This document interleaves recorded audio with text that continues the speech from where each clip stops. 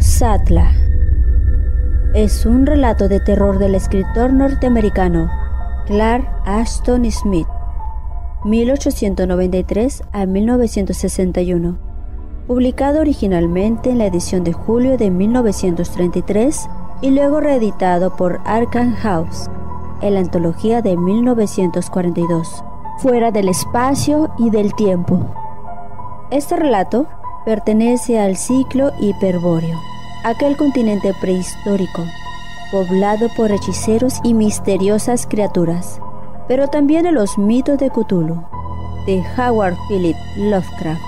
De hecho, Ubo Satla es una de las más acabadas colaboraciones de Clark Ashton Smith, donde introduce una deidad incluso más antigua que el propio Cthulhu. A continuación, estaré presentando para ustedes Ubo Satla.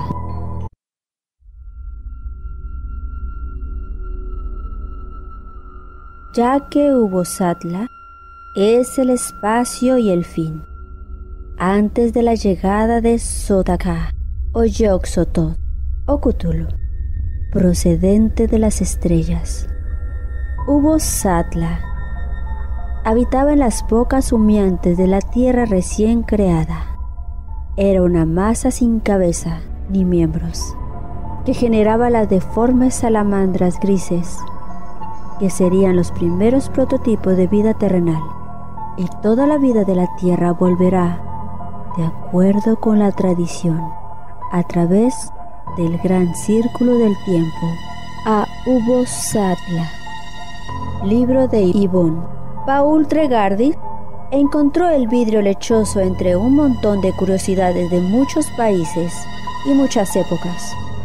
Había entrado en la tienda del anticuario sin propósito alguno, excepto el de entretenerse con la distracción que siempre proporciona el curioseo y manoseo de objetos dispares y acumulados.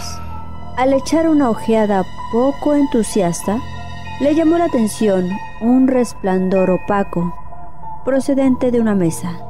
Por último, pudo rescatar la extraña piedra en forma de globo de su oscuro retiro entre un pequeño ídolo azteca, bastante feo, un huevo de didorniz fosilizado y un fetiche harto obsceno tallado en madera negra del Níger. El extraño objeto tendría el tamaño de una naranja pequeña, con los polos ligeramente achatados, igual que un planeta. Tregardy se sintió intrigado, ya que no era un cristal ordinario, puesto que presentaba una superficie opaca y cambiante, así como un resplandor intermitente en el corazón, como si por dentro se iluminase y se apagase a intervalos, sujetándolo delante de la ventana, por donde penetraba la mortecina luz invernal. Lo estudió durante un buen rato, sin poder determinar el secreto de dicha intermitencia. En breve, su intriga se vio complicada por una sensación vaga de familiaridad irreconocible, como si ya hubiera visto el objeto con anterioridad, pero en circunstancias que había olvidado por completo. Recorrió el anticuario, un hebreo menudo que resumaba él mismo antigüedad, dando la impresión de estar totalmente ajeno a las consideraciones comerciales e inmerso en una maraña de ensueño cabalístico. ¿Podría decirme algo sobre esto? El vendedor se encogió de hombros, a la luz que arqueaba las cejas. Es muy antiguo. Podría decirse que paleogeo. No es mucho de lo que puedo decirle, ya que es poco lo que sabemos. Un geólogo lo encontró en Grecia, bajo el cielo glaciar, en un estrato micénico. ¿Quién sabe? Puede que perteneciera a algún mago de la Tula primaveral. En épocas micénicas, Grecia era una región caliente y fértil. No hay duda de que se trata de un cristal mágico y cualquiera puede contemplar extrañas visiones en su corazón si lo mira durante el suficiente tiempo. Tregardy se sobresaltó, ya que la sugerencia aparentemente fantástica del vendedor le había recordado sus propias investigaciones en una rama de la sabiduría harto oscura, remitiéndole concretamente al libro de Eibon, el más extraño y raro volumen de las ciencias ocultas, olvidado hacía tiempo, y que según la tradición perduró a través de una serie de traducciones diversas, desde el original prehistórico, escrito en el perdido idioma de Hiperbórea. No sin gran dificultad, Trégardis pudo conseguir la versión medieval francesa, copia que había pertenecido a muchas generaciones de hechiceros y adoradores de Satán. Pero nunca pudo encontrar el manuscrito griego de donde salió dicha versión. El fabuloso y remoto original fue obra de un gran mago hiperbóreo, quien le había dado su nombre. Se trataba de una colección de mitos oscuros y densos, de liturgias, rituales e invocaciones esotéricas dedicadas al mal. A lo largo de sus estudios, un tanto extraños para cualquier persona corriente, Trégardis se había dedicado, no sin cierto temor, a la comparación del volumen francés con el terrible Necronomicon del árabe loco Abdul-Jalsared. Había encontrado numerosas correspondencias cuyo significado era tan negro como escalofriante, junto con otros datos prohibidos que, o bien eran desconocidos para el árabe, o bien los había omitido él mismo a sus traductores. ¿Era esto lo que había tratado de recordar?, se preguntaba Trégardis. La referencia breve y casual en el libro de Eibon a un cristal opaco que perteneciera al mago Son Mesamalech en Mutulán, evidentemente, era demasiado fantástico, demasiado hipotético, demasiado increíble. Pero Mutulán, esa parte septentrional de la antigua Hiperbórea, parecía haber correspondido más o menos con la Grecia actual, que a su vez estuvo unida como península al continente. ¿Será posible que la piedra que tenía en la mano, por un maravilloso azar, fuera el cristal de Son Mesamalech? Trégardis se sonrió para sí mismo, con una ironía interna, ante la idea de concebir semejante consideración absurda. Esas cosas no solían ocurrir, por lo menos en Londres actual. Por otro lado, lo más probable es que el libro de Eibon no fuese más que una mera fantasía supersticiosa. No obstante, había algo en el cristal que seguía atrayéndole, y terminó por adquirirlo a un precio bastante moderado. El vendedor pronunció una cifra, y el comprador la pagó sin regateo alguno. Con el cristal en el bolsillo, Paul Trégardis regresó inmediatamente a su habitación.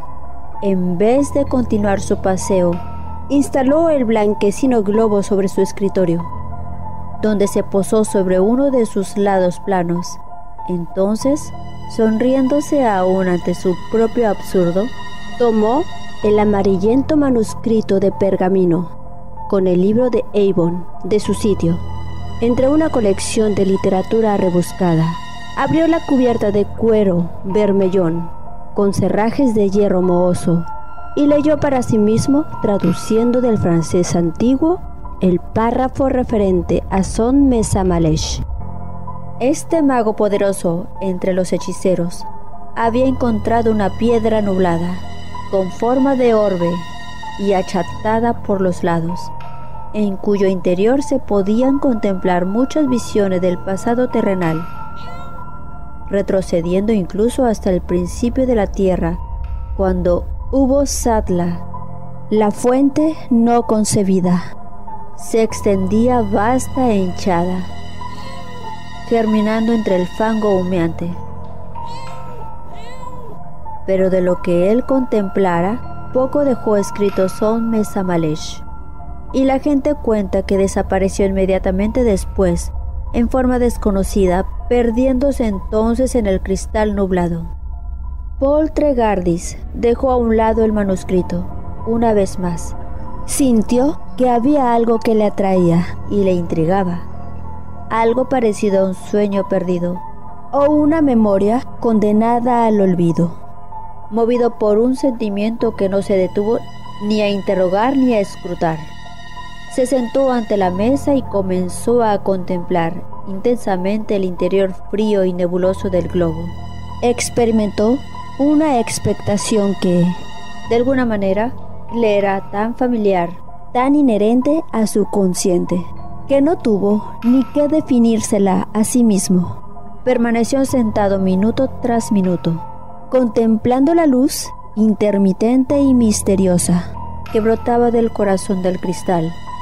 Lentamente y sin darse cuenta, le invadió una sensación de dualidad ensoñadora con respecto a su persona y a su entorno. Seguía siendo Paul Trégardis y al mismo tiempo otra persona. La habitación era la de su apartamento londinense, pero también una recámara de otro lugar extraño, pero harto conocido, y desde ambos sitios contemplaba intensamente el mismo cristal. Después de un prolongado intervalo, y sin sorpresa alguna por parte de Trégardis, se completó el proceso de reidentificación. Supo que Son Mesamalesh era un mago de Mutulán, así como un estudiante de todos los conocimientos anteriores a su propia época, sabio en secretos terribles, pero desconocidos para Paul Trégardis. Estudioso aficionado a la antropología y ciencias ocultas en el moderno Londres, deseó adquirir un conocimiento mayor y más terrible aún por medio del cristal nublado. Había comprado la piedra en circunstancias dudosas y en un lugar bastante siniestro. Era una pieza única, sin paralelo alguno en ningún sitio ni en ninguna época. Se creía que todo lo ocurrido en la historia del mundo a través de los años estaba reflejado en sus profundidades, revelándose a quien la contemplase recientemente, y a través del cristal, Son Mesamelesh soñó con recuperar la sabiduría de los dioses que habían muerto antes de que naciera la tierra. Habían pasado en el vacío sin luz, dejando inscrita su sabiduría en tablas de piedra ultraestelar. Dichas tabletas quedaron bajo la custodia del demiurgo deforme, primitivo e idiota, llamado Ubosatla. Así solo, mediante el cristal, podría Son Mesamalesh encontrar las tablas y leerlas. Era la primera vez que ponía a prueba las famosas cualidades del cristal. Se encontraba en una cámara cuyas paredes estaban cubiertas con paneles de marfil y donde se acumulaban los libros e instrumentos de magia, visión que se apreciaba en medio de una consciente nebulosa. Ante él, sobre una mesa de alguna madera oscura de hiperbórea, grabada con cifras grotescas, el cristal se hinchaba y se hundía visiblemente, mientras que en su nublada profundidad proyectaba una serie de escenas difusas que se esfumaban como burbujas de jabón, como si contemplase un mundo de verdad. Las ciudades, los bosques, las montañas, los mares y las praderas se sucedían bajo él, encendiéndose y apagándose como si estuvieran sujetos al paso de los días y de las noches en una corriente de tiempo muy acelerada. Son Mesamalesh se había olvidado de Paul Trégardis, perdiendo conciencia incluso de su propia entidad y entorno de Mutulán. A cada momento, la visión fugaz que se reflejaba en el cristal se hacía más definida y distinta, mientras que el propio globo se hacía denso hasta marearle, como si mirase desde una altura insegura a un abismo insondable. Sabía que el tiempo retrocedería dentro del cristal, desenrollando para él las imágenes de todos los días pasados, pero pronto se apoderó de él una alarma extraña y no se atrevió a seguir su contemplación. como si hubiera estado a punto de caer de un precipicio. Dio un respingo y se retiró del globo misterioso. Ante sus ojos surgió otra vez el gran mundo vertiginoso en que se había zambullido como si fuera un cristal pequeño y nublado que se posaba sobre su desgastada mesa en Mutulan. Entonces, y progresivamente, tuvo la sensación de que la gran habitación con paneles esculpidos de marfil de mamut disminuyese para convertirse en otra estancia más reducida y sucia, y Son Mesamalesh, perdiendo su sabiduría sobrenatural, así como sus poderes mágicos, retornó, mediante una regresión extraña, a la persona de Paul Trégardis, pero al parecer no pudo volver del todo. Entre mareado y asombrado, Trégardis se encontró ante el escritorio, donde depositara la esfera achatada. Sentía la confusión de quien ha soñado y todavía no se ha despertado del todo. La habitación le intrigaba en cierto modo, como si el tamaño o la decoración hubiesen cambiado. Por otro lado, su recuerdo de la compra del cristal al anticuario se mezclaba extrañamente con la impresión de haberlo adquirido de muy distinta manera. Experimentó la sensación de que le habían pasado algo muy extraño al mirar dentro del globo. Si bien no podía recordar exactamente de qué se trataba, lo único que le quedaba era una especie de atontamiento psíquico, parecido al que suele producir una porción de hachís. Se aseguró a sí mismo que, en efecto, no era otro que Paul Trégardis, que vivía en una determinada calle de Londres, y que el año era 1933. Pero dichas verdades, tan prosaicas, carecían en ese momento de validez y significado, ya que tenía la sensación de estar flotando en un mundo de sombras e insustancial. Las paredes parecían temblar como el humo. La gente de la calle eran los fantasmas, y él mismo no era más que una sombra perdida, un eco errante de algo olvidado hacía mucho. Decidió no repetir el experimento de contemplar el globo de cristal. Los efectos eran demasiado desagradables y confusos, pero al día siguiente, movido por un impulso irracional, ante el cual se rindió, casi mecánicamente, sin esfuerzo alguno, se encontró sentado delante del poderoso globo. Una vez más se convirtió en el hechicero Son Mesamalesh de Mutulan. Una vez más, soñó que recordaba la sabiduría de los dioses premundanos. Una vez más, se retiró del profundo cristal, víctima del miedo, de quien teme caer, y de nuevo volvió a ser Paul Trégardis, si bien con menos claridad que la vez anterior. Trégardis repitió 3 veces la misma experiencia a lo largo de los días subsiguientes, y en cada ocasión, tanto su persona como el mundo que le rodeaba se fue haciendo más tenue y confuso. Sus sensaciones eran las de un soñador que está a punto de despertar, y el propio Londres le parecían tan irreal como los países que surgen entre sueños, retrocediendo en una niebla densa y una luz nublada, ajeno a todo. Experimentó la opresión de grandes visiones, desconocidas y a la vez casi familiares.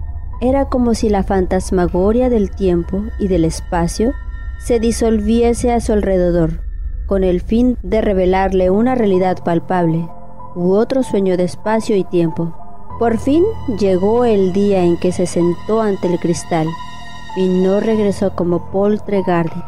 Fue el día en que Son Mesamalesh, desobedeciendo insolentemente advertencias perversas pero poderosas, decidió superar su miedo lleno de curiosidad y dejarse caer en el mundo visionario que contemplará, miedo que hasta entonces le habían impedido seguir la corriente en retroceso del tiempo. Se hizo ver a sí mismo que si algún día quería leer las tablas perdidas de los dioses, no le quedaba más remedio que superar su propio miedo. Solo había contemplado algunos fragmentos de los años de Mutulan, inmediatamente posteriores al tiempo presente, es decir, los años de su propia vida, y entre estos años y el principio se extendía en ciclos inestimables. El cristal volvió a intensificarse una vez más ante sus propios ojos, reflejando escenas y acontecimientos que se sucedían en una corriente retrospectiva. De nuevo, se borraron las cifras mágicas de la mesa oscura, mientras que las paredes talladas mágicamente se derritieron en sus sueños. Una vez más se mareó, víctima de un vértigo fatal, al inclinarse sobre los torbellinos en los terribles golfos del tiempo. Dentro del globo con forma terráquea, preso de terror, y a pesar de su decisión, se hubiera retirado, pero ya era demasiado tarde, pues era mucho lo que había visto. Tenía la sensación de una caída abismal, como si fuera arrastrado por vientos desatados, por torbellinos que le llevaban a través de inestables visiones de su propia vida pretérita, empujándole hacia eras y dimensiones anteriores al mundo.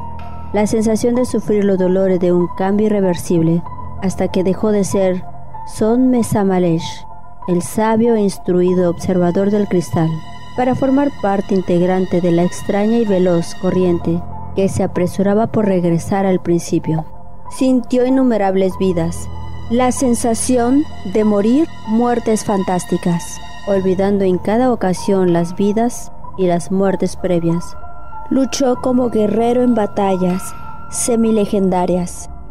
Existió como niño jugando entre las ruinas de una antigua ciudad de Mutulan. Por último, fue el rey que reinó durante el apogeo de la ciudad, así como el profeta que presagió la construcción y caída de la misma. Fue mujer llorando a los muertos perdidos en una necrópolis derruida. Antiguo mago susurrando encantamientos sencillos, propios de hechicería primitiva. Sacerdote al servicio de un dios prehumano, forjando el cuchillo de sacrificios en templos excavados, en cuevas y con pilares de basalto. Vida a vida, era a era, retrocedieron largos y condensados ciclos, por los que atravesara Hiperbórea desde su estudio de salvajismo hasta el de civilización. Se convirtió en un vago perteneciente a una tribu troglodita, deslizándose desde los hielos lentos, picudos de la primitiva era glaciar, hasta los países perpetuamente iluminados por la llamarada de los volcanes. Entonces, después de innumerables años, dejó de ser hombre y pasó al estudio de semibestia depredadora, habitando en bosques de helechos y arbustos gigantes, entre las ramas de los poderosos tilos. Había alguien o algo que a través de eones de sensaciones anteriores, de pasión primitiva y de hambre, de un terror y una locura aborígenes, seguía retrocediendo en el tiempo. La muerte se convirtió en nacimiento y el nacimiento en muerte. A lo largo de una visión lenta de cambio, la tierra parecía deshacerse, descender de las colinas y montes hasta los estratos ulteriores. El sol se agrandaba y se hacía más caliente sobre los pantanos humeantes que exultaban con una vida más intensa, con una vegetación más frondosa, y lo que en sus tiempos fuera Poltergardis y Son Mesamalesh, ahora formaba parte de toda la monstruosa evolución. Voló con las alas, con forma de garra de un pterodáctilo, nadó por los mares tibios con el cuerpo gigantesco y retorcido de un ictiosaurio, rugió salvajemente a la enorme luna que ardía a través de nieblas liásicas, con la claveteada garganta de un arcaico hipopótamo. Por último, después de eones de brutalidad inmemorial, se convirtió en uno de los perdidos hombres reptiles que elevaron sus ciudades de piedra volcánica y lucharon sus venenosas guerras en el primer continente del mundo. Caminó ondulante por calles prehumanas y bajo bóvedas extremadamente retorcidas. Contempló las primeras estrellas desde elevadas torres de Babel y se inclinó ante los grandes ídolos serpiente, recitando letanías silbantes. Regresó a través de los años y años de la era de los anfibios, como algo que se arrastraba en el fango, y que aún no había aprendido a pensar, a soñar y a construir. Y llegó un momento en que ya no hubo continente, sino un enorme caótico pantano, un mar de fango, sin límites ni horizontes, que resumaba vapores amorfos. Allí, en el gris amanecer de la tierra, la masa deforme de Ubbo-Satla reposaba entre el fango y los vapores. Sin cabeza, sin órganos y sin miembros, segregaba por sus costados porosos, con un movimiento ondulante y lento, las formas amébicas que serían los arquetipos de la vida terrestre. Era algo horrible si se hubiera podido captar el horror, y desagradable en caso de que existiera capacidad de aversión y desagrado. Sobre dicha masa, destacando en medio del barro, estaban esparcidas las poderosas tablas de piedra estelar, donde había quedado escrita la inconcebible sabiduría de los dioses anteriores al mundo. Y allí, hacia la meta de una búsqueda olvidada, fue arrastrada la cosa que había sido, o que sería en ocasiones, Paul Tregardis y Sot-Mesa-Malesh.